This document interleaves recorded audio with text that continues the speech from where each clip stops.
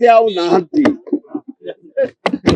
କିନ୍ତୁ ଜନସାଧାରଣଙ୍କ ହୃଦୟରେ ଚିରଦିନ ଅଛନ୍ତି। ଜଣେ ଭଦ୍ର ଲୋକ ହିସାବରେ, ସରଳ ଲୋକ ହିସାବରେ, ବିଶିଷ୍ଟ କଳାକାର ହିସାବରେ ସେ ତାଙ୍କ ଜୀବନରେ 137ଟା ଓଡ଼ିଆ ଫିଲ୍ମରେ ହିରୋ, 33ଟା ବେଙ୍ଗଲୀ ଫିଲ୍ମରେ ହିରୋ, ଗୋଟେ ହିନ୍ଦୀ ଫିଲ୍ମରେ ହିରୋ, ମହାନ କଳାକାର ସେ ଥିଲେ। ସେ ଆଉ ନାହାନ୍ତି। ତାଙ୍କ ଶୋକ ଶୁଦ୍ଧି ସଭାରେ ସମସ୍ତେ ଆମେ ଯୋଗ ଦେଇଛୁ।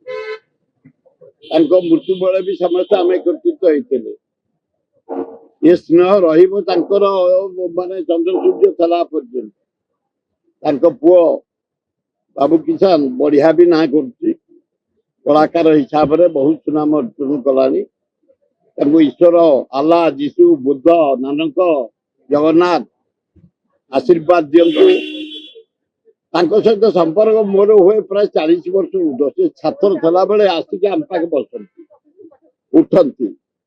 ଗୋଟେ ଜାଗା ଭାବୁଛି ଲବଣଗିରି, ବହୁତ ତପସ୍ୟା ପରେ ଆଜି ଏଇନା ଉଦ୍ଘାଟନ ଚାଲିଛି, ଆଉ 2 ଦିନ ସେଇଠିକି ସେ ଯାଆନ୍ତି ଆମ ପାଖକୁ। କୁହନ୍ତି ଗୋଟେ ଶାନ୍ତି ଜାଗା ସେଠି। ଆମେ ଶିବ ତାଙ୍କ ସ୍ତ୍ରୀକି ଏଇନା କହୁଥିଲି ମୁଁ ଲବଣଗିରି ଷ୍ଟୋରି।